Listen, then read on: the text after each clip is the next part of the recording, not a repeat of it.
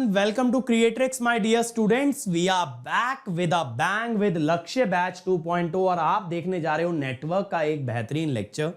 But before we start, it is very important that I introduce myself for the students that are meeting me for the first time. Dear students, my name is Ankit Goyal. I got All India Rank 1 twice in GATE in 2014 and 2018. I was awarded gold medal by President of India himself in the year 2013 when I graduated from IIT. Till date, I have trained over 2 lakh students and currently I am working as a director at an academy for the GATE department. अब मेरे सभी बच्चे मेरे बारे में ये सारी बातें जानते हैं, लेकिन मैं कहता हूं बेटा सबसे इंपॉर्टेंट बात क्या है? इंपॉर्टेंट बात यह है बेटा कि आप लोग के लिए अनअकैडमी जितने ज्यादा से ज्यादा हो सकता है फ्री इनिशिएटिव लेके आता है और ये मेक श्योर करता है कि हमारे बच्चे हर कंपटीशन में सबसे आगे रहें. इसी डायरेक्शन में है ये लक्ष्य बैच 2.0 जो कि आपको आपके लक्ष्य तक पहुंचाएगा, आपको आपका टारगेट हिट करने में मदद करेगा, दैट इज गेट 2023. और देखो इसी तरह के फ्री सेशंस आपके लिए और भी अवेलेबल हैं. आपको बस इस लिंक पे जाना है और यहां पे ना ढेर सारे प्रैक्टिस क्वेश्चन है. अगर आप इस लिंक पे जाओगे ना, आपको ना यहां पे कंसेप्ट थ्रू क्वेश्चन में नेटवर्क का क्वेश्चन प्रैक्टिस मिलेगा. गेट PYQ बाय AIR 1 में आपको नेटवर्क के PYQs मिलेंगे इलेक्ट्रिकल और ECE के. तो अगर आप इस सीरीज के साथ ये दोनों सीरीज भी फॉलो करते हो तो आपसे नेटवर्क का कोई क्वेश्चन नहीं बचेगा, दैट इज अ गारंटी. तो जितना मेरे को याद आ रहा है लास्ट क्लास के अंदर हम लोग एक टॉपिक छोड़े थे, that was colour coding, right. Last lecture के अंदर हमने छोड़ा था colour coding of resistance, right. जल्दी से बताओ मेरे भाई सब लोग, ये कॉन्सेप्ट हमने छोड़ा हुआ था, ठीक है. नेगेटिव रेजिस्टेंस, चलो नेगेटिव रेजिस्टेंस भी बता दूंगा, आ जाओ. अब देखो कलर कोडिंग में क्या होता है, जो मैंने आपको दिखाया था ना लास्ट टाइम, सिरेमिक रजिस्टर. हाँ, प्रॉब्लम्स भी देखेंगे, डोंट वरी. मैंने ही बताया था ऐसा कुछ सिरेमिक रजिस्टर होता है. अब बेटा इस पे जो है ना कई बार बैंड बने होते हैं, इसकी वैल्यू इलस्ट्रेट करने के लिए बैंड बने होते हैं. अब ये बैंड जो हैं, colour of bands is used to determine value of resistance.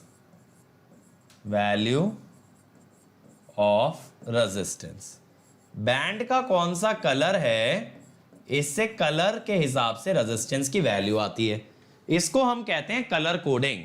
यानी कि रेजिस्टेंस पे मैं वैल्यू लिख के ना दूं, पहले से मैं ये ना बताऊं ये 500 ओम का है, 400 ओम का है, 50 ओम का है, बल्कि उस पे मैं कुछ सूटेबल कलर के बैंड बना करके आपको ये बताऊं कि कौन सा रेजिस्टेंस है, कितनी इसकी वैल्यू है.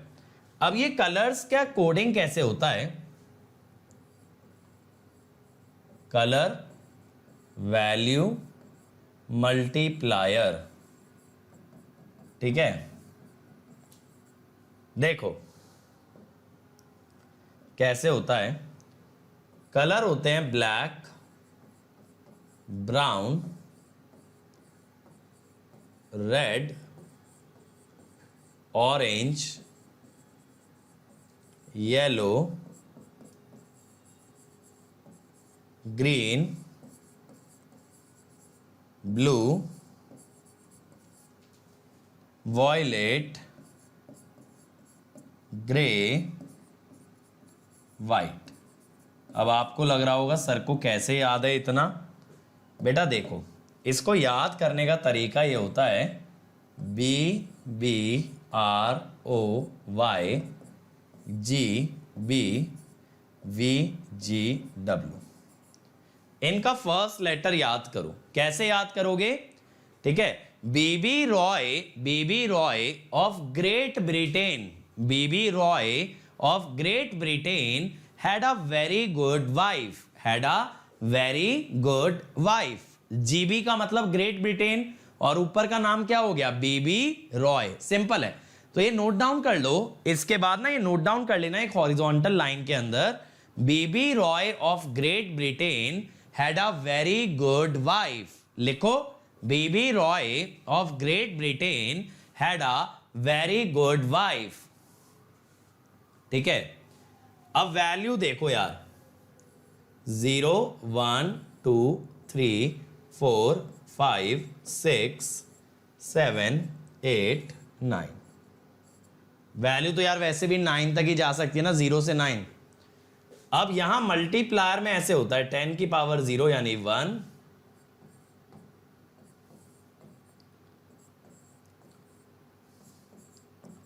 ठीक है भाई।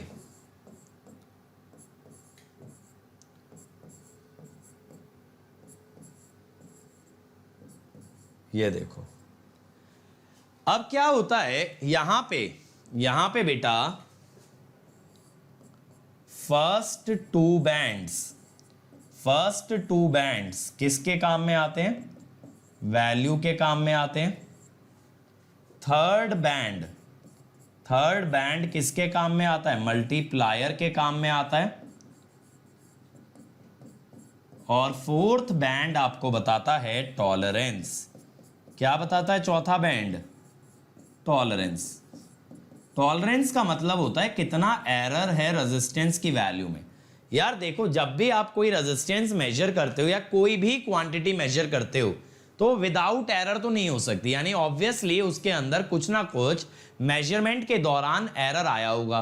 वो एरर कौन बताता है? चौथा बैंड बताता है। तो टॉलरेंस के अंदर ना देखो, दो कलर पॉसिबल होते हैं। टॉलरेंस की जब हम बात करते हैं, इसके अंदर दो कलर देखे जाते हैं। सिल्वर जो देता है ±10% का टॉलरेंस, और गोल्ड जो देता है ±5% का टॉलरेंस।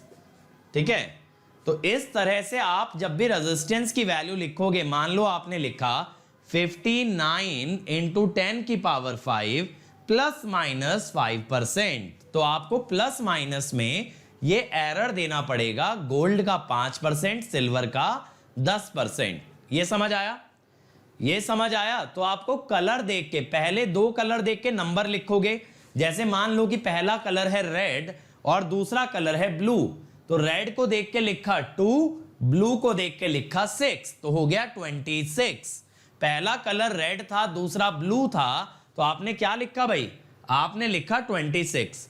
अब मान लो तीसरा कलर ग्रीन था, तो आप लिखोगे 26 × 10⁵ क्या लिखोगे? 26 × 10⁵ ठीक है, तो ये आ गया।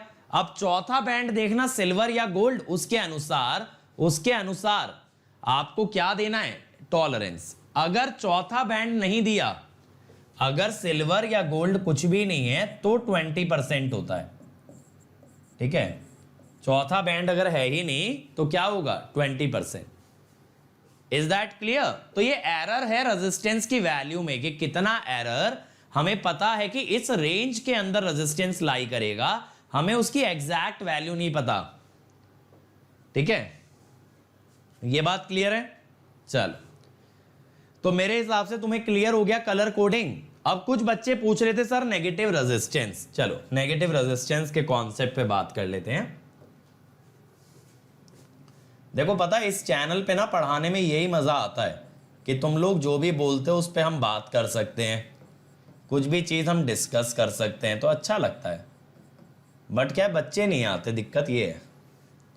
जिस रेट से हम लोग बढ़ रहे हैं ना, मुझे लग रहा है नेटवर्क थ्योरम आते आते जो है ना, ये नेटवर्क का कोर्स ही बंद करना पड़ेगा। जिस हिसाब से हमारी ऑडियंस चल रही है ना अभी। देखो, अब एग्जाम्पल मैं लेता हूं UJT का। UJT क्या होता है? यूनि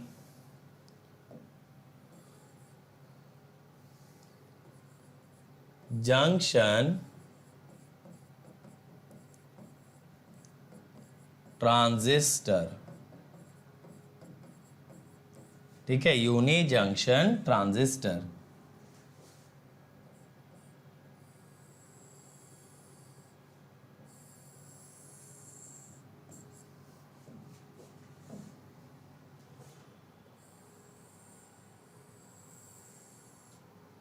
तो देखो ये ना इसकी कैरेक्टरिस्टिक होती है,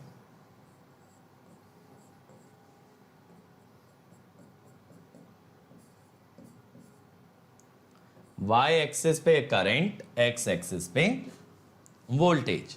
अब यहां पे एक चीज देखना यार, यहां पे एक चीज देखना कि ये वाला जो रीजन है, this has a negative slope. Negative slope का एक रीजन है। नेगेटिव स्लोप का जो रीजन है, अगर आप यहां पे स्लोप निकालोगे बेटा प्रथमेश, किसी भी कलर को एक पर्टिकुलर नंबर ही क्यों दिया गया है, अब इसका लॉजिक क्या निकाल के लाएं बताओ। किसी भी एक पर्टिकुलर कलर को एक नंबर क्यों दिया गया, ये तो कोडिंग है ना, किसी साइंटिस्ट ने एक रूल सेटअप कर दिया कि भैया इस कलर का मतलब ये नंबर है, तो बस हम वो फॉलो करते आ रहे हैं, समझ रहे हो। अब जैसे एक चीज देखो, मोदी जी ने नोट बनाए, तो अब 2000 के नोट को पिंक कलर दे दिया, 500 के नोट को ग्रीन दे दिया, 200 के नोट को ऑरेंज कर दी उन्होंने कलर कोडिंग। अब उसी कलर का वो नोट क्यों बनाया, how does it even matter. हो सकता है देखो बनाने वाले ने कुछ सोचा हो सकता है, बिल्कुल हो सकता है, लेकिन उससे फर्क क्या पड़ेगा। ठीक है, चलो अब देखो ये नेगेटिव स्लोप रीजन है। अब यहां पे अगर आप स्लोप निकालोगे, स्लोप आएगा di/dv, जो कि आएगा नेगेटिव। क्यों आएगा नेगेटिव, क्योंकि ये डिक्रीजिंग फंक्शन है। ध्यान से अगर देखो, it is a decreasing function. ठीक है, तो ये जो स्लोप है ना, ये 1/r है। 1/r क्यों है बेटा, क्योंकि करंट बाय वोल्टेज है, ना कि वोल्टेज बाय करंट। तो रेजिस्टेंस आ गया ना नेगेटिव। तो इसका क्या मतलब हुआ,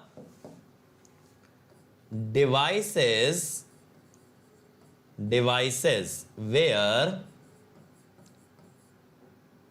we can operate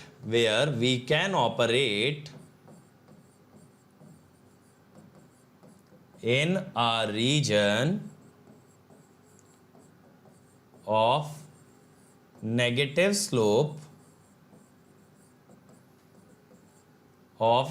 slope are said to have negative resistance। इस तरह से नेगेटिव रेजिस्टेंस डिफाइंड है। ठीक है, अब यूजेटी में ऐसा आया क्यों, ये पावर इलेक्ट्रॉनिक्स में बताऊंगा, अभी नहीं। ठीक है, यूजेटी में ऐसा हुआ क्यों, ये डिक्रीजिंग वाला ग्राफ आया क्यों, ये पावर इलेक्ट्रॉनिक्स में देखेंगे, अभी इसको जाने दो। अभी ये मान के चलो कि ऐसी कैरेक्टरिस्टिक यूजेटी में बनती है। क्लियर हुआ नेगेटिव रेजिस्टेंस का कॉन्सेप्ट क्या है, जल्दी बोलो। क्लियर हुआ, और यहां तक नोट डाउन किया सभी लोगों ने, यहां तक नोट डाउन किया भाई सभी लोगों ने कि ये चीज क्लियर है एकदम। अगर ये क्लियर है तो क्वेश्चन देखते हैं फिर हम लोग, जल्दी बोलो भाई, फटाफट आंसर चाहिए। डायोड का नेगेटिव रेजिस्टेंस रीजन नहीं होता प्रथमेश, डायोड का कुछ नहीं होता। दीपांकर देखो एक बार क्वेश्चन आया आज तक गेट के अंदर कलर कोडिंग से, उसके बाद नहीं आया, but just for the sake of completeness की कोई भी चीज आपकी छूटे ना, तो मैं करा रहा हूं। चलो ये क्वेश्चन देखो यार, पहला क्वेश्चन देखो। A coil consist of 2000 turns of copper wire having a cross sectional area, length पर टर्न एंड रेजिस्टिविटी। अब आपको बताना है रेजिस्टेंस कितना है, करो जरा। कॉइल है, कॉइल का मतलब क्या है, बार बार घुमा घुमा के ऐसे टर्न बना रखे हैं, और हर टर्न का लेंथ है 80 सेंटीमीटर। तो आप निकाल सकते हो टोटल वायर का लेंथ क्या है जो कॉइल बनाने में लगा है। ज्योतिर्मय बेटा, अगर -2 का रेसिप्रोकल लोगे क्या बनेगा बताओ ज्योतिर्मय, जल्दी बताओ ज्योतिर्मय। -2 का रेसिप्रोकल क्या होता है बेटा, क्या +0.5 होता है। विकास अगर 5th बैंड रहता है ना, तो फिर 4 बैंड से वैल्यू निकाल के 5वें से टॉलरेंस आती है। ठीक है, तब 4 बैंड से हम लोग वैल्यू निकाल लेते हैं।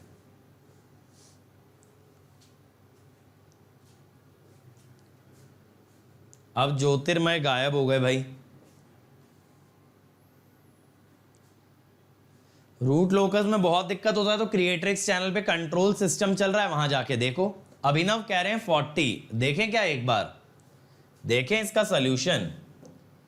देखो इसमें आप क्या करोगे, आप बोलोगे कि भाई length of copper wire, length of copper wire कितना है, 80 सेंटीमीटर हर टर्न पे है, और टर्न्स कितने हैं 2000, तो 1600 मीटर। ठीक है, अब यहां पे अगर हम रेजिस्टेंस की बात करें तो वायर का cross sectional area 0.8 mm square, rho L by A, resistivity है 0.02 इंटू 1600, 0.8 मिलीमीटर स्क्वायर, 1 मिलीमीटर होता है 10 की पावर 3 मीटर, तो मिलीमीटर का square is 10 to the power -3 का स्क्वायर, तो 10 की पावर -6 से 10 की पावर -6 कट गया भाई, 0.8 से 2000 हो गया।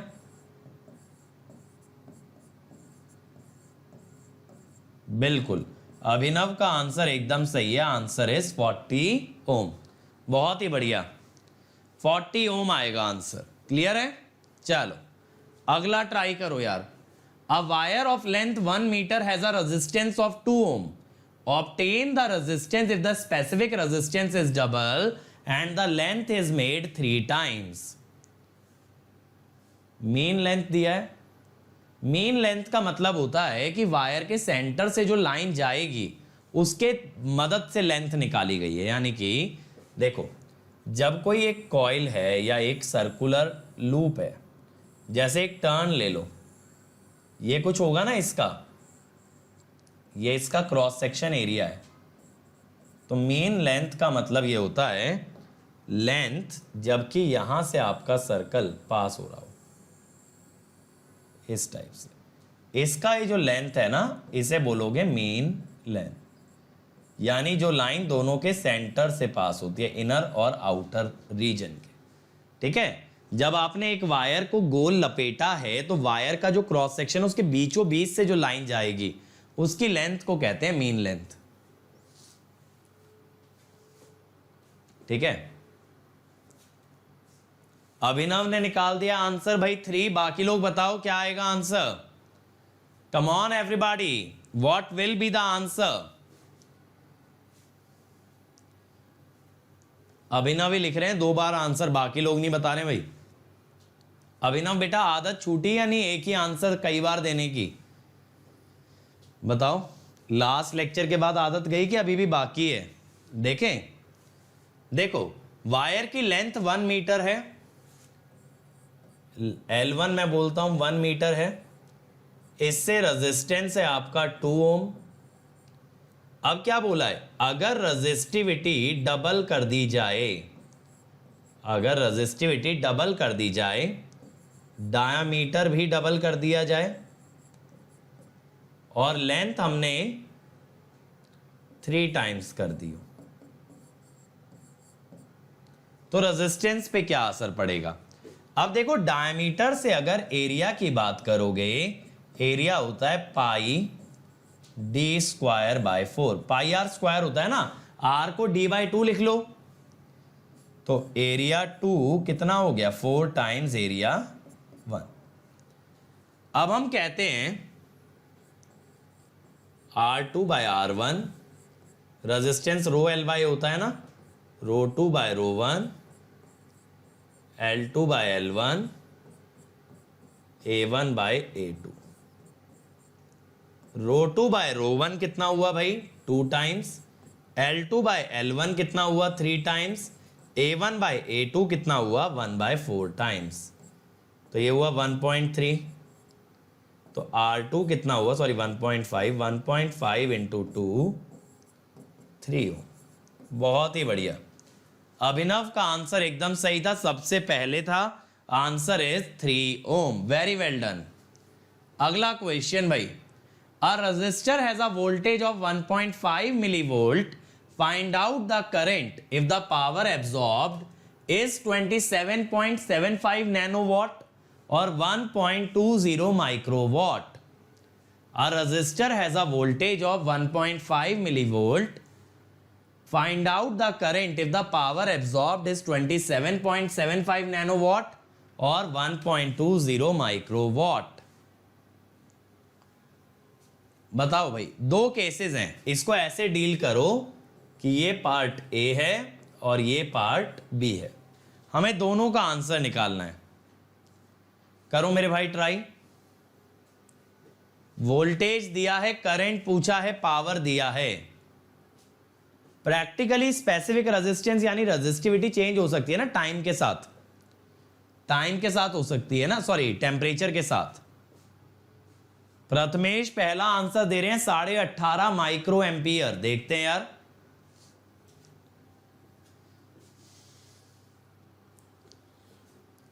चलो भाई बाकी लोग बताओ। रोहन भी दे रहे हैं 18.5।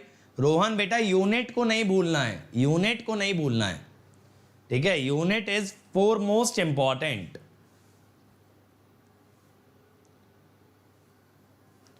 चलो देखें, अब देखो पावर सिंपली होती है वोल्टेज इनटू करंट।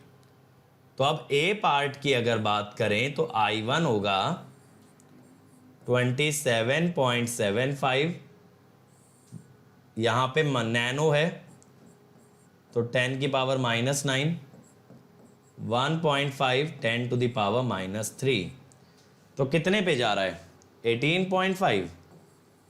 चलो तुम लोग निकाले हो तो सही निकाले होगे। अब सेकंड करंट निकाल लो यार, 1.20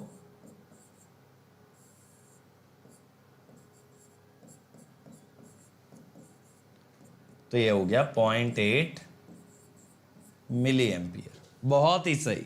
चलो अगला, a 25 ohm resistor has a voltage 150 sin 377 volt और find the corresponding current and power P। चलो भाई, वोल्टेज आपको दे दिया है, आपसे करंट और पावर पूछ रहा है, आपसे करंट और पावर पूछा गया है। चलो बनाओ मेरे भाई, वोल्टेज देके करंट और पावर पूछ रहा है एक रेजिस्टेंस के अंदर।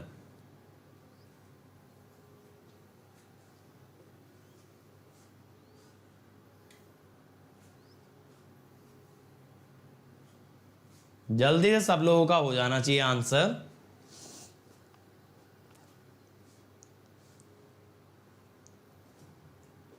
नेटवर्क बेटा अभी शुरू हुआ है, तुम पूछ रहे हो नेटवर्क के बाद क्या पढ़ाऊंगा। पहले ये तो मेक श्योर कर लो कि मैं नेटवर्क पूरा पढ़ाऊंगा।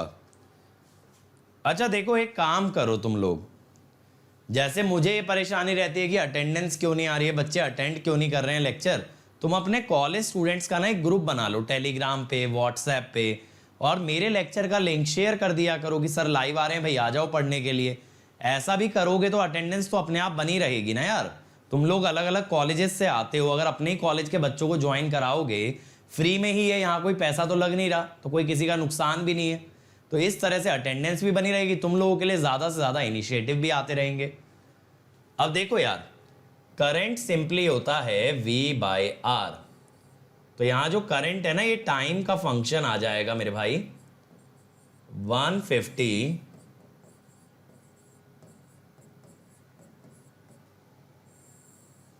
बाय 25, तो ये आएगा 6 sin 377t एम्पियर।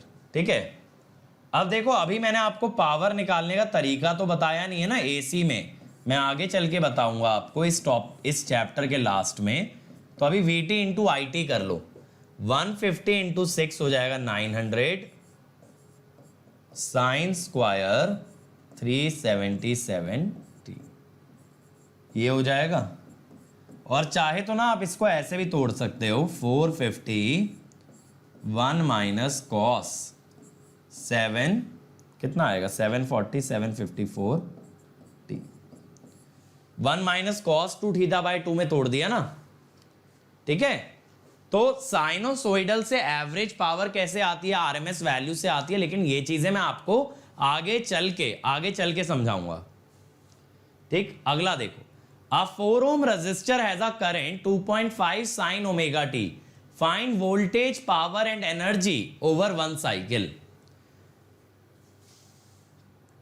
यार अभी के लिए तो इंस्टेंटेनियस करंट दे दो प्रथमेश, आगे चल के जब एसी करेंगे तब इसमें और डिटेल में बातें करेंगे, है ना। अभी तो हम डीसी सर्किट्स पढ़ रहे हैं ना, तो बनाओ इसको। A resistor has a current, find the voltage, current and energy over 1 cycle. Over 1 cycle बनाओ। एक साइकिल में वोल्टेज, पावर और एनर्जी निकालना है। करंट और ये दे रखा है आपको रेजिस्टेंस। तो देखो वोल्टेज का तो इंस्टेंटेनियस वैल्यू निकाल लो VT, पावर और एनर्जी पे काम करो। किस पे काम करोगे, पावर और एनर्जी। मैं देखता हूं कि रोज जो है ना एक बच्चा डिसलाइक करके जाता है। अब एक बच्चा क्यों परेशान है ये मेरी समझ से बाहर है। ये कौन एक बच्चा मेरी वजह से पीड़ित है। अगर भाई तुम में से कोई देख रहा है जिसने डिसलाइक किया है तो बता दो क्या बात है, कोई चीज परेशानी कर रही है, मैंने किसी तरह से तुम्हें हर्ट किया हो। अमन बेटा सही बताऊं, इस बार मेरे पास सच में कुछ आइडिया नहीं है कि कितनी रैंक आएगी, क्योंकि इस बार हम रैंक प्रेडिक्टर बना नहीं पाए। बनाते तो मैं बेटा तुमको एक रियलिस्टिक आंसर दे सकता था, बट अभी मैं सही बताऊं मुझे खुद भी नहीं पता। इस बार रिजल्ट मेरे खुद के लिए बहुत सरप्राइजिंग होने वाला है। हर बार पता रहता था कि कौन बच्चा कितनी रैंक तक लेके आने वाला है, इस बार सब गायब है। देखो ये वोल्टेज आ गई, अब पावर। पावर कितनी आएगी, current into voltage, VT into IT,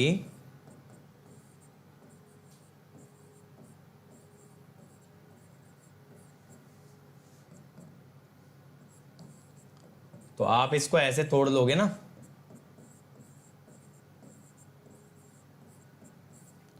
अब मान लो मैं आपसे कहता हूं भाई कि एवरेज पावर कितनी है। एवरेज पावर का बेस्ट तरीका ये होता है निकालने का, ठीक है। एवरेज ऐसे निकाली जाती है, तो ये 12.5 वॉट आएगी। आप कहोगे सर ऐसा क्यों, क्योंकि बेटा कॉस का एरिया आपका 0 आएगा। कॉस जो है ना, कॉस का एरिया आपका 0 आएगा। तो कॉस का एरिया अगर 0 आ गया तो आपका एरिया सिर्फ किसका आएगा, 1 का। समझ में आया ना। साइन और कॉस एक ऐसे फंक्शन होते हैं जिनका एरिया 0 होता है, जिस कारण से उनका एवरेज भी 0 होता है, ठीक है। Area of sine and cos is 0, hence average is also 0, ठीक है। चलो अब एनर्जी की अगर बात करें, नहीं बेटा मैंने नहीं दिया, मेरा मतलब है मेरे स्टूडेंट्स का कितना आएगा, ये मेरे लिए खुद के लिए एक पहेली है। अब एनर्जी कैसे निकालोगे यार, PT इंटू DT एक टाइम पीरियड में, या फिर ऐसा कह दो जो एवरेज पावर आई है इंटू T। ऐसा कैसे कह दिया सर, इसको मैं इधर ले गया, P एवरेज इंटू T 12.5, और टाइम पीरियड कितना होगा एक साइकिल का, 2 पाई बाय ओमेगा, ठीक है, पाई बाय 20। सही है, समझ में आया, समझ में आ गया ना कैसे निकाला है। तो आप ये ध्यान रखना बेटा, साइन और कॉस का एवरेज, या ये कह दो साइन और कॉस का आपका एरिया 0 आता है तो उनका एवरेज भी 0 आता है। तो यहां हमारी कहानी समाप्त होती है रेजिस्टेंस को लेके, और आज के टॉपिक की शुरुआत करते हैं, आगाज करते हैं अबाउट इंडक्टेंस। किसके बारे में बात करते हैं यार, इंडक्टेंस के बारे में।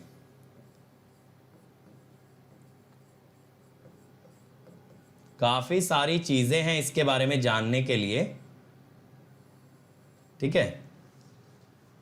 अब देखो डायरेक्टली मैं आपको इंडक्टेंस और इंडक्टर की डेफिनेशन नहीं लिखवा रहा, क्योंकि फिर वो डेफिनेशन एक्सप्लेन पहले अगर कर दें, पहले हम उन चीजों को अगर समझ लें तो शायद डेफिनेशन ज्यादा सेंस बनाएगी एज कंपेयर टू डायरेक्टली मैं आपको डेफिनेशन बताऊं।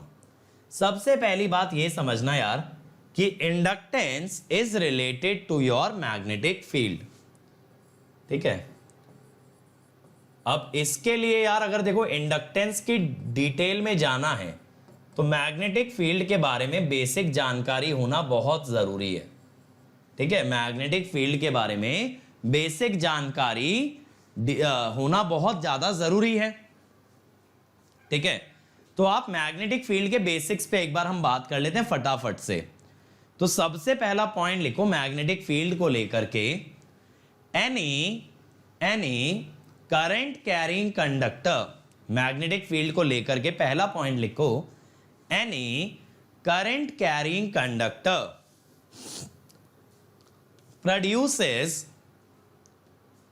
produces a magnetic field around it.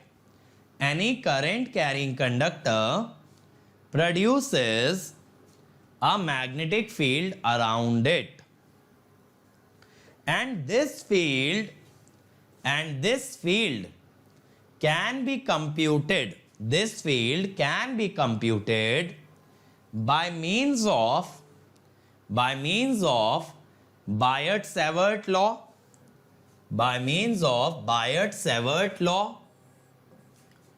ठीक है,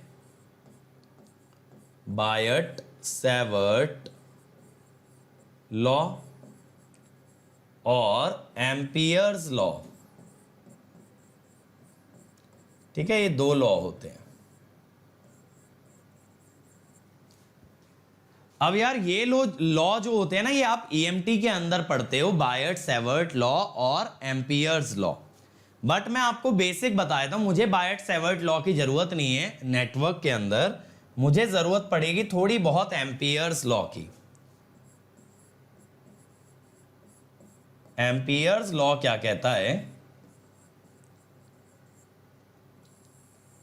ये कहता है क्लोज्ड लूप इंटीग्रल, ठीक है। मैं वही चीजें बताऊंगा जो नेटवर्क से रिलेटेड है।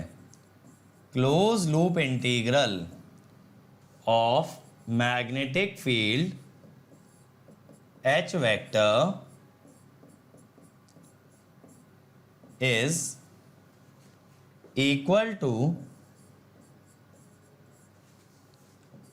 Current threading through the loop, current threading through loop.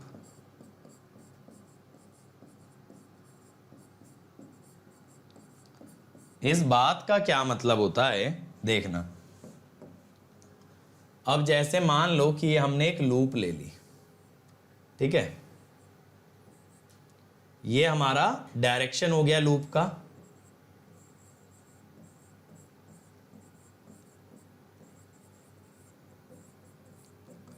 Close surface है ना, क्लोज कर्व है एक।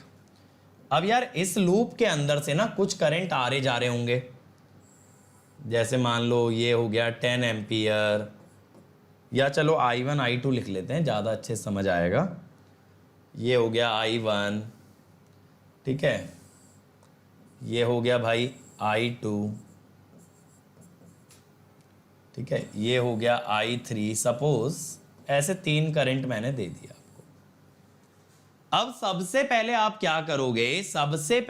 क्या करोगे कि इस लूप की डायरेक्शन में अगर आप अपने राइट हैंड की फिंगर कर्ल करोगे तो आपका जो थंब आएगा ना वो आपको पॉजिटिव डायरेक्शन बताएगा। समझना बात को, लूप की डायरेक्शन में अगर हमने अपनी फिंगर्स को कर्ल किया तो यहां पे क्या आया, thumb downwards.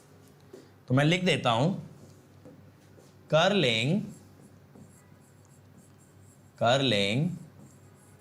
Fingers in loop direction, then thumb gives direction of positive current, thumb क्या बताता है? Direction of positive current. ठीक है, पॉजिटिव करंट की डायरेक्शन मिलती है। ठीक है, करंट थ्रेडिंग का मतलब है करंट लूप से कितना क्रॉस कर रहा है, लूप में एक तरह से छेद करके कितना करंट जा रहा है, that is threading through the loop, है ना। अब यहां पे देखो मेरे को पॉजिटिव डायरेक्शन किधर मिली, ये थंब की डायरेक्शन आएगी। अब देखो आप क्या लिखोगे, क्लोज लूप इंटीग्रल, ये कर्व सी है over C H dot D L. आपको ये समझ आ गया, नीचे की डायरेक्शन पॉजिटिव है, ऊपर की नेगेटिव है, तो नीचे वाला प्लस में लो, ऊपर वाला माइनस में। ठीक है, down is positive, up is negative. ठीक है, ये किससे आया है? ये यहां से आया। ठीक है, समझ में आया? समझ में आया भाई ये रूल, एम्पियर्स लॉ कैसे लगता है? तो एम्पियर्स लॉ से हमें क्या मिलता है, किसी एक लूप में मैग्नेटिक फील्ड मिल जाती है when we assume the current through the loop। तो ये एम्पियर्स लॉ है। इसके अलावा मैग्नेटिज्म की क्या नॉलेज होनी चाहिए, पहले यहां तक नोट डाउन कर लो, फिर मैं आपको और मैग्नेटिज्म के कुछ फंडा बताता हूं जो आपको पता होने चाहिए when we are talking about inductance. ठीक है, कुछ बेसिक चीजें ही बता रहे हैं, इससे ज्यादा मैं आपको कुछ नहीं बताऊंगा। प्रथमेश बेटा इतना ईएमटी में मत चले जाओ, कंजर्वेटिव नॉन कंजर्वेटिव, बस ये होता है अगर किसी का लाइन इंटीग्रल पाथ डिपेंडेंट है तो non conservative, line integral independent of path है कंजर्वेटिव। ठीक है, चलें आगे। I3 अप है ना, तो नेगेटिव लिया ना मेरे भाई, मैंने पहले ही दे रखे हैं करंट। अमरजीत ये करंट मैंने डिराइव नहीं किया, मैंने पहले ही दे रखा है। I1 I2 I3 दिखा रखे थे, नीचे की डायरेक्शन में थंब आया तो नीचे वाले करंट को पॉजिटिव मानोगे, ऊपर वाले को नेगेटिव मानोगे। ठीक है, चलो अब इसके बाद देखो क्या होता है, ये तो हो गई मैग्नेटिक फील्ड। इसके बाद अगली टर्म होती है magnetic flux density.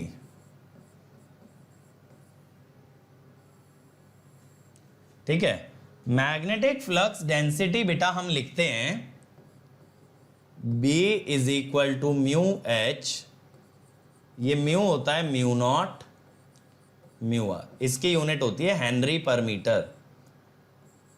Mu naught होता है परमिएबिलिटी ऑफ फ्री स्पेस। क्या होता है mu naught? Permeability of free space. इसकी वैल्यू होती है 4 pi into 10 to the power -7 henry per metre. Mu are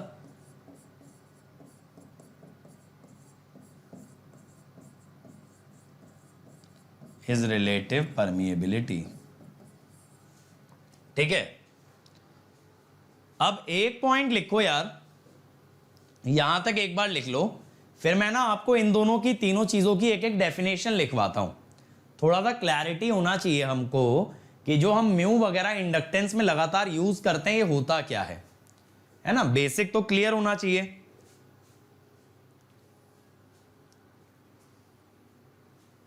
लिखा ना यहां तक? अब मेरा एक पॉइंट लिखो,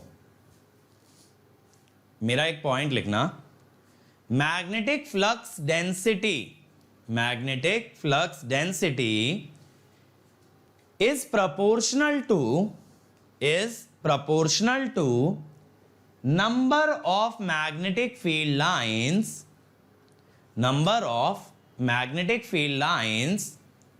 per unit area. Magnetic flux density is proportional to number of magnetic field lines per unit area passing normally through an area, normal माने perpendicular, तो नंबर ऑफ लाइंस को काउंट करो, पर यूनिट एरिया ले लो। कौन सी lines? जो एक area को normally भेदती हैं, नॉर्मली उस एरिया को क्रॉस करती हैं, नॉर्मली उस एरिया को क्रॉस करती हैं, उन लाइंस के बारे में अगर हम बात करें, then it is called as the magnetic flux density, magnetic flux density. समझ में आया? समझ में आया? अभी मैं डायग्राम ड्रॉ करके भी समझाऊंगा, चलो मैं दिखाई देता हूं। देखो क्या होता है, यहां से देखो कुछ मैग्नेटिक फील्ड लाइंस पास हो रही होंगी, हो सकता है कोई ऐसे जा रही हो सकता है कोई ऐसे जा रही हो। आपको क्या करना होता है, देखो ये एक एरिया है, ये एक एरिया है। अब एरिया के रिस्पेक्ट में ना हमेशा एक चीज डिफाइन करते हैं, that is area vector. Area vector क्या होता है? Perpendicular to area, area vector. What is this area vector? Its magnitude is same as area and direction is perpendicular to area. तो हम कहते हैं कि मैग्नेटिक फ्लक्स क्या होता है? ये होता है double integral B dot ds vector, B dot ds vector. ठीक है, अब यहां पे due to dot product, due to dot product we get, देखो डॉट प्रोडक्ट से हमेशा क्या मिलता है? We get component of B in direction of ds vector. ये ds वेक्टर क्या है बेटा? यही एरिया वेक्टर है, यही क्या है? Area vector. आपको एक तरीके से ये सोचो, B का कंपोनेंट मिल रहा है एरिया वेक्टर की डायरेक्शन में। एरिया वेक्टर बेटा खुद एरिया के परपेंडिकुलर है, ध्यान से समझना। B का कंपोनेंट एरिया वेक्टर के डायरेक्शन में, जो कि खुद एरिया के परपेंडिकुलर है, यानी that is perpendicular to area. मैंने भी तो यही बोला मैग्नेटिक फ्लक्स डेंसिटी में, वो लाइंस पे ध्यान दो जो एरिया को परपेंडिकुलर क्रॉस करती हैं, क्योंकि यहां ये देखो B का वो कंपोनेंट ले रहे हो जो एरिया वेक्टर के पैरेलल है, B का वो कंपोनेंट जो एरिया वेक्टर के पैरेलल है, यानी एरिया के परपेंडिकुलर है। अगर कोई भी चीज एरिया वेक्टर के पैरेलल आ गई तो एरिया के परपेंडिकुलर आ जाएगी। बिल्कुल हम प्रकाश डबल इंटीग्रल है बेटा, क्योंकि एरिया के रेस्पेक्ट में इंटीग्रेट कर रहे हो। ठीक है, तो एक पॉइंट ये भी लिखना, यहां तक लिखने के बाद एक पॉइंट ये भी लिखो, magnetic flux is represented by, magnetic flux is represented by number of magnetic field lines. Magnetic flux is represented by number of magnetic field lines passing normally through an area. Number of magnetic field lines passing normally through an area. तो देखो flux किससे पता चलता है? कितनी lines perpendicular cross कर रही हैं। Flux density, flux per unit area. तो हम यहां पे ये कह सकते हैं B is nothing but magnetic flux over area, that is your B। ठीक है, तो फ्लक्स में भी वही लाइंस देखनी है जो नॉर्मली या परपेंडिकुलरली क्रॉस करती हैं, और पर यूनिट एरिया कर दोगे तो you will get the value of B, you will get the value of B। चमका भाई यहां तक? अच्छा देखो यार, मैं ना आपको रेजिस्टेंस में एक कॉन्सेप्ट बताना भूल गया हूं जो आगे बताऊंगा, ओपन सर्किट और शॉर्ट सर्किट। तो मुझे ना नेक्स्ट लेक्चर में रिमाइंड करा देना कि sir open circuit short circuit बता दो। एक बार ये RLC वाला टॉपिक निपटा लेते हैं, फिर मैं आपको करा दूंगा ओपन सर्किट शॉर्ट सर्किट अलग से। ठीक है, तो वो बताना थोड़ा सा रह गया, मेरे दिमाग से स्किप कर गया था। इसीलिए अगर कोई भी चीज छूट रही हो, आपको लगता है ये वाला कंसेप्ट सर और बता देते, तो मुझे रिमाइंड करा दिया करो। क्या होता है ना, जब भी ऐसे डिक्टेट करके हाथ से लिख के पढ़ाते हैं तो एक आध चीज माइंड से कहीं ना कहीं स्किप जरूर करती है। इसीलिए आप लोगों का सहयोग बहुत जरूरी है इस तरह की क्लासेस में। अब देखो आ जाते हैं परमिएबिलिटी पे। परमिएबिलिटी का डेफिनेशन लिखो। Permeability is a property of a material. Permeability is a property of a material by which it allows, permeability is the property of a material by which it allows magnetic field lines to pass through it, magnetic field lines to pass through it। Faheem बेटा एरिया में दो dimension आती हैं, जैसे x और y, तो double integration ही लगेगा ना, dx dy, तो यानी डबल इंटीग्रेशन। प्रांजल बेटा बिल्कुल शंकर सर और मेरी क्लास ओवरलैप कर रही है, वैसे भी तुम नेटवर्क दो दो जगह क्यों पढ़ोगे, सोचने वाली बात है।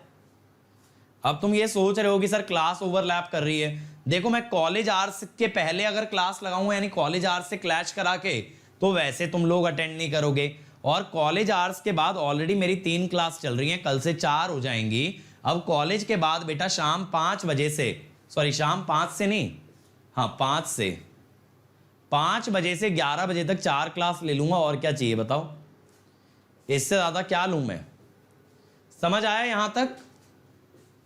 समझ आया भाई यहां तक? चलो, तो परमिएबिलिटी क्या बताती है भाई, कितना एक मटेरियल अलाउ करता है मैग्नेटिक फील्ड को पास करने के लिए, यानी जिसकी परमिएबिलिटी ज्यादा है उसमें मैग्नेटिक फील्ड आसानी से बह सकती है, और जिसकी परमिएबिलिटी कम है उसमें मैग्नेटिक फील्ड को दिक्कत आएगी फ्लो करने में, दिक्कत आएगी फ्लो करने में। ठीक है, अब देखो जब हमें फ्लक्स समझ आ चुका है, जब हमें फ्लक्स समझ आ चुका है, तो अब एक टर्म और लिखो, फ्लक्स लिंकेज। क्या लिखोगे? Flux linkage. ठीक है बेटा, आप दोनों में से किसी भी टीचर का नेटवर्क अटेंड कर लो, आपका नेटवर्क सच में बहुत अच्छा हो जाएगा। Shankar sir is one of the top educators of network analysis, है ना। मैं नेटवर्क सिर्फ क्यों पढ़ा रहा हूं, क्योंकि मेरा पढ़ाने का मन था। ऑनेस्टली मैं सिर्फ नेटवर्क इसीलिए पढ़ा रहा हूं कि मेरा पढ़ाने का मन था, और कोई रीजन नहीं है। ठीक है अनुराग बेटा, कम्युनिकेशन हिंदी में भी लगेगा, अभी जो इंग्लिश में लगा रखा है that is for the south Indian students mainly. और यार अब आप क्रिएट्रिक्स चैनल और प्लैनेट गेट में अगर ये सोचोगे क्लैश ना हो, क्रिएट्रिक्स चैनल पे डेली के 15 से 20 वीडियो जाते हैं, किसी ना किसी से वो टकराएगा ही टकराएगा। तो हमें टीचर्स का भी देखना होता है ना, टीचर किस टाइम पे फ्री है। चलो अब फ्लक्स लिंकेज लिखना। if a flux phi passes through n turns of the coil, passes through n turns of a coil, then the total flux passing through the coil, then the total flux passing through the coil is called as flux linkage, is called as flux linkage। देखो मान लो ये हमारी coil है, अब बेटा इसमें से कुछ मैग्नेटिक फील्ड लाइंस पास हो रही हैं।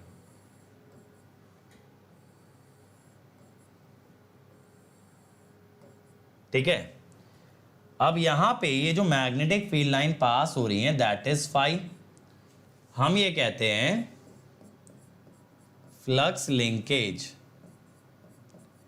That is psi is equal to N phi.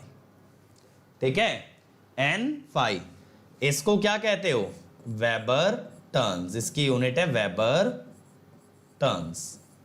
Flux की यूनिट वेबर होती है, देखो बी जो है ना, बी की यूनिट होती है वेबर पर मीटर स्क्वायर, या टेस्ला भी होती है। ठीक है, फाई की यूनिट होती है वेबर, और फ्लक्स लिंकेज की वेबर टर्न्स, फ्लक्स लिंकेज की वेबर टर्न्स। ठीक है भाई, चलो ये चीज मेरे हिसाब से सबको क्लियर हो गई बढ़िया तरीके से, समझ आ गया ना यहां तक। अब आप लोग ये सोच रहे होगे यार कि हमें तो हर कोई इंडक्टेंस डायरेक्टली पढ़ा देता है, सर ने यहां तक क्यों बताया, मतलब क्यों सर ईएमटी पढ़ा रहे हैं? कहीं ऐसा तो नहीं सर ये शो करने की कोशिश कर रहे हैं कि भाई मुझको ईएमटी भी आता है? नहीं बेटा, ऐसा कुछ नहीं है। बात ये है, अगर इंडक्टेंस बिना इन सब चीजों को लिए अगर आप इंडक्टेंस समझ रहे हो तो इंडक्टेंस की डेफिनेशन अधूरी है। अब लिखो इंडक्टेंस की एक्चुअल डेफिनेशन, ठीक है? अब लिखो इंडक्टेंस की एक्चुअल डेफिनेशन लिखो। Inductance is the property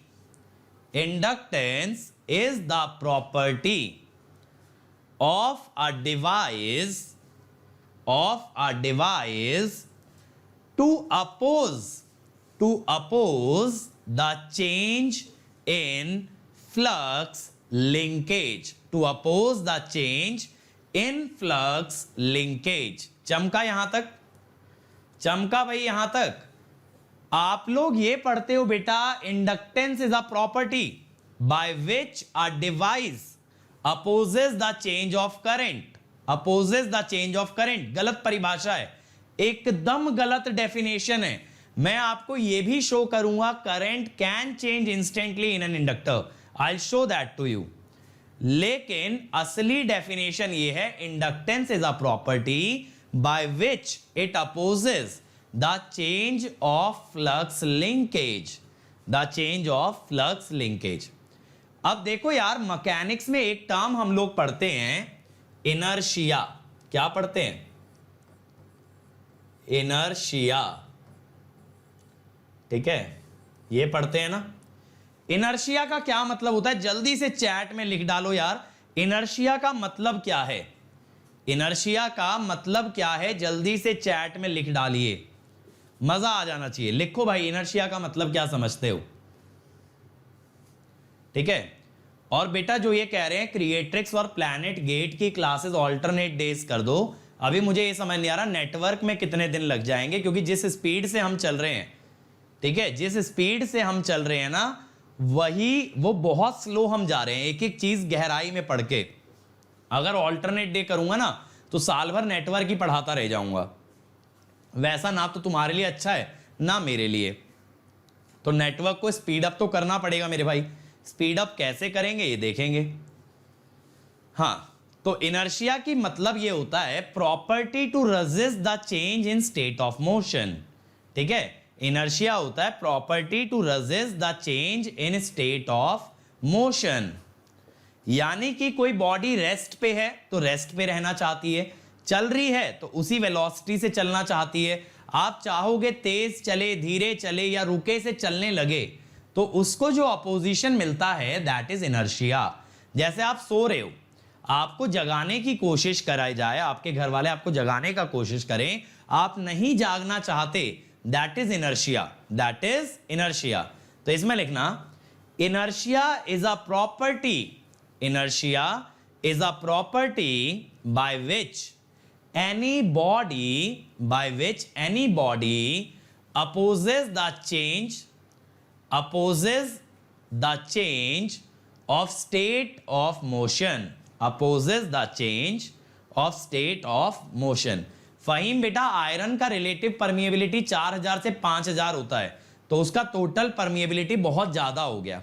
mu not into mu R है ना, mu not into mu are.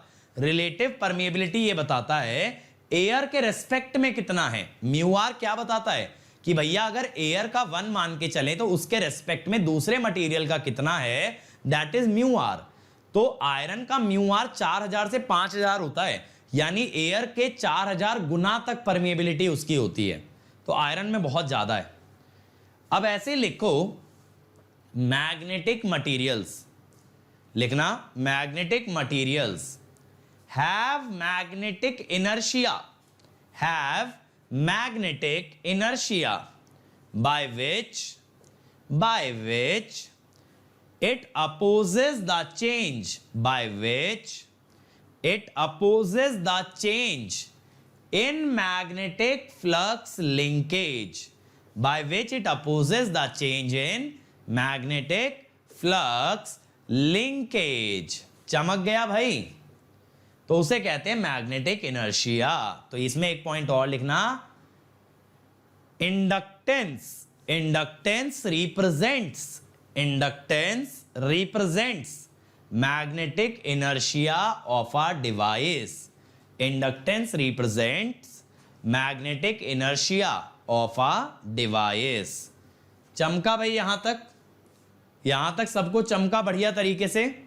Magnetic inertia क्या है? जैसे मैकेनिकल में इनर्शिया, मैकेनिक्स में इनर्शिया बताता है opposition to the change of state of motion. Magnetic inertia क्या बताता है? Opposition to the change of magnetic flux. ठीक है, ये बात क्लियर हो गई। इंडक्टेंस क्या है समझ आया। एक पॉइंट और नोट डाउन करो, inductor is a device, inductor is a device which is built specifically to oppose the change in magnetic flux. Inductance is a device which is built specifically to oppose the change in magnetic flux. Magnetic flux के change को oppose करने के लिए जो device build है that is inductor. जैसे resistance exhibit करने वाली डिवाइस रेजिस्टर, इंडक्टेंस वाली डिवाइस इंडक्टर। अब ये इंडक्टेंस आती कहां से है देखना। क्या होता है, हमें ये पता है, मजा आ रहा है ना भाई। अब लग रहा है बिना इसके कैसे इंडक्टेंस डिफाइन होती, इसीलिए मैंने इंडक्टेंस लिखाते ही पहले डेफिनेशन नहीं बोला। By Ampere's law H is proportional to I, H is proportional to current। ठीक है, अगर H करंट के प्रोपोर्शनल है तो B which is equal to mu H is also proportional to current। सही बात है, B जो है करंट के प्रोपोर्शनल आया, इस कारण से बेटा phi is also proportional to I and psi which is n phi is also proportional to I, is also proportional to I। तो यानी कि जो फ्लक्स लिंकेज है that is proportional to the current through the coil. मैं क्या बोल रहा हूं, flux linkage of a coil is proportional to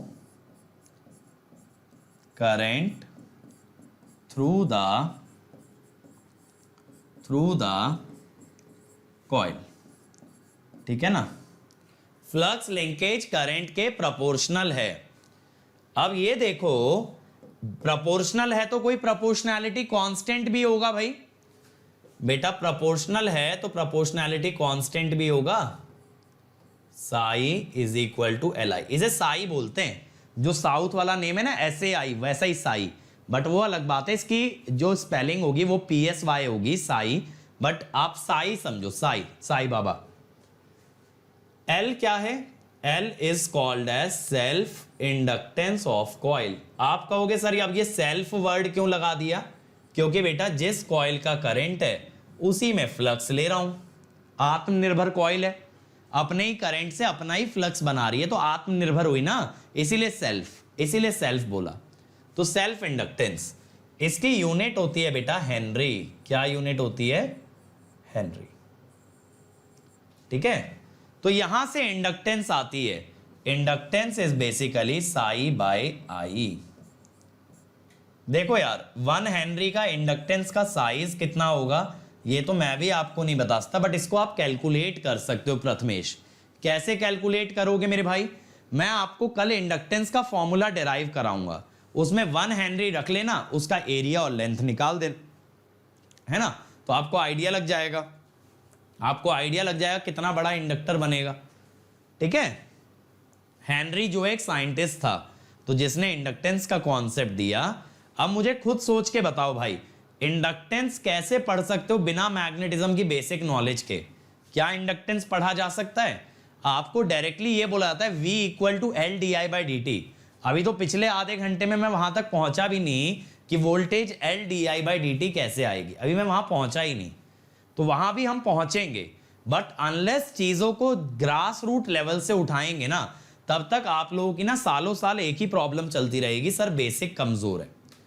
ठीक है, तो आज का लेक्चर तो यार यहीं तक रखेंगे। अब मैं क्या करूंगा ना, कल एक काम करूंगा, कल का लेक्चर कैपेसिटेंस की जगह इंडक्टेंस पार्ट 2 बनाएंगे, और कल वाली क्लास में मैं आपको ओपन सर्किट शॉर्ट सर्किट भी बता दूंगा। ठीक है, वो हमारा छूटा हुआ है, वो भी बता दूंगा। और परसों कैपेसिटर कवर करके आपका नेटवर्क एलिमेंट वाला पार्ट पूरा हो जाएगा, यानी आपको सारे नेटवर्क एलिमेंट बढ़िया तरीके से समझ में आ जाएंगे, कैसे कौन सा एलिमेंट काम करता है, आर, एल या फिर सी, ये सब समझ आ जाएगा। उसके बाद आएगा सोर्सेस, यानी इंडिपेंडेंट सोर्स, डिपेंडेंट सोर्स, ये सारी चीजें बताऊंगा कौन कौन से सोर्सेज होते हैं। अनुराग, मैंने बताया ना बेटा, कोई भी मैग्नेटिक सिस्टम फ्लक्स के चेंज को अपोज करता है, इसीलिए इंडक्टेंस आता है। बस ये होता है यार कि मैग्नेटिक फील्ड को ना विजुअलाइज कर पाना थोड़ा सा टफ है, मैग्नेटिक फील्ड को विजुअलाइज कर पाना थोड़ा सा टफ है, इसीलिए जितना मैंने आपको करंट में इलेक्ट्रॉन्स वगैरह ड्रॉ करके बता दिए थे, उतना डायरेक्टली यहां नहीं देख पाओगे। ठीक, तो अब बेटा फिर हम लोग कल मिलने वाले हैं, कल मैं क्वेश्चन भी कराऊंगा आपको इंडक्टर के। ठीक है, और देखो यार, हर संडे हम लोग कॉम्बैट कराते हैं, तो आप कॉम्बैट का हिस्सा बनिए। ये 1 घंटे का टेस्ट होता है, 20 क्वेश्चन आपको क्रैक करने हैं, यहां से आप अट्रैक्टिव प्राइजेस और अमेजिंग स्कॉलरशिप्स जीत सकते हो। तो आज ही अनअकैडमी ऐप इंस्टॉल करो and then enrol for combat using the code Ankit ESE। और देखो, ये मेरा टेलीग्राम चैनल है बेटा, यहां पे बहुत सारे पीडीएफ्स हैं आपके लिए, सारे नोटिफिकेशन है, जितनी भी क्लासेस हम लोग लेते हैं, जो भी ऑफर्स आते हैं, सब आपको यहां पे मिलेगा। तो इस कम्युनिटी का हिस्सा बने। This is going to be the biggest community of electrical and electronics engineers. और जो बच्चा एकदम स्ट्रक्चर्ड वे में तैयारी करना चाहता है, वो अनअकैडमी ज्वाइन करे। अनअकैडमी का आइकॉनिक सब्सक्रिप्शन आपको क्लासेस और स्टडी मटेरियल के अलावा देता है पर्सनल कोच। ये पर्सनल कोच खुद एक गेट एंड ESE टॉपर होता है, जो आपको पूरे कंसेप्ट अच्छे से एक्सप्लेन करेगा। जो भी आपकी क्वेरीज हैं, कभी भी आप डिमोटिवेटेड डाउन फील करते हो, तो आपका मोटिवेशन लेवल रेज करेगा। ये ना आपका एक टाइम टेबल बनवा देगा, जो कि हर बच्चे के लिए अलग हो सकता है, वर्किंग के लिए अलग, कॉलेज के लिए अलग, ड्रॉपर के लिए अलग। तो पूरा एक प्लान बनेगा आपका। इवन टीचर्स आपको अलग से मोटिवेट करते हैं इन स्टडी बूस्टर सेशन। आपके टेस्ट रिजल्ट्स के बेसिस पे आपको बताया जाता है आपकी स्ट्रेंथ्स और वीकनेस। इवन यहां आपको ना असाइनमेंट्स भी दिए जाते हैं, आपको एक्स्ट्रा स्टडी मटेरियल मिलता है बेटा, और डेडिकेटेड डाउट इंस्ट्रक्टर होते हैं, यानी आप 1-to-1 सेशन बुक करके अपने टेक्निकल क्वेरी भी पूछ सकते हो। और इसके अलावा जितने बेनिफिट आपको प्लस सब्सक्रिप्शन में मिलते हैं, वो सब आइकॉनिक में मिलता है, जैसे लाइव और रिकॉर्डेड क्लास, हर संडे का test, well structured courses, rank improvement batches, crash courses और अनलिमिटेड एक्सेस, जहां आप जिस टीचर का लेक्चर चाहें देख सकते हैं। ये प्लस के बेनिफिट आइकॉनिक में भी होंगे, लेकिन आइकॉनिक के बेनिफिट आपको प्लस में नहीं मिलेंगे। और देखो, अगर आइकॉनिक लेते हो 1 ईयर का 4700 पर मंथ पड़ेगा। जैसे ही अंकित ESE कोड लगाओगे, ये हो जाएगा 4200 पर मंथ। और 2 ईयर का लोगे और किफायती है बेटा 3000 पर मंथ में। अब द बेस्ट पार्ट इज कि ये अमाउंट आप पे कर सकते हो मंथली बेसिस पे, ठीक है, EMI की फॉर्म में, और या फिर आप इसको पार्शियली पे भी कर सकते हो, मतलब 2-3 पार्ट्स में डिवाइड करके। और अगर बियर कर सकते हो तो 1 टाइम पे कर सकते हो, credit card, debit card, net banking से।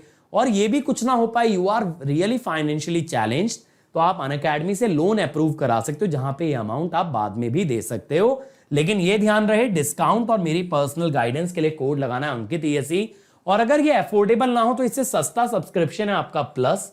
यहां पे कुछ फीचर डेफिनेटली मिसिंग है, लेकिन बेटा अगर कोई बच्चा मोटिवेटेड है तो यहां पे आपको कंटेंट वाइज कंप्लीट चीजें दी जाती हैं, जिससे कि आप रैंक निकाल सकते हो। आइकॉनिक में आपको लाइव मेंटोरिंग प्रोडक्ट मिलता है, जहां 1-to-1 मेंटोरशिप दी जाती है। ये सेशन आप बुक कर सकते हो, अपने मेंटोर से इंटरैक्ट कर सकते हो, और वो आपकी सारी क्वेरीज आंसर करेगा। और अनअकैडमी में देखो, अब आपका एक भी डाउट नहीं रहेगा अनआंसर्ड। आपको बस क्या करना है, डाउट की फोटो आपको क्लिक करनी है, उसे अपलोड करना, और हमें बताना है आपको किस लैंग्वेज में उसका वीडियो सोल्यूशन चाहिए। हम आपके हर क्वेश्चन का वीडियो सोल्यूशन बना के देते हैं। सिर्फ आपको उसका हिंट नहीं, आपको उसका कंप्लीट सोल्यूशन दिया जाएगा। और एट अ टाइम आप 1 by 1 करके 3 डाउट अपलोड कर सकते हो। और जैसे जैसे आपको आंसर मिलता जाएगा आप और डाउट्स अपलोड कर पाओगे। और देखो, अगर कोई भी क्वेरी अनअकैडमी सब्सक्रिप्शन से रिलेटेड तो please call on this number. यहां आपको लेटेस्ट ऑफर, सब्सक्रिप्शन और जर्नी से रिलेटेड हर क्वेरी को आंसर किया जाएगा, लेकिन कोड याद रखें, अंकित ESE। Okay, so thank you everybody. I hope you enjoyed the lecture. So please like, share and subscribe to this channel and comment on the video कि आपको video कैसा लगा। फिर मिलेंगे अगले वीडियो में इसी जोश और इसी कंसेप्ट के साथ। Let's crack it.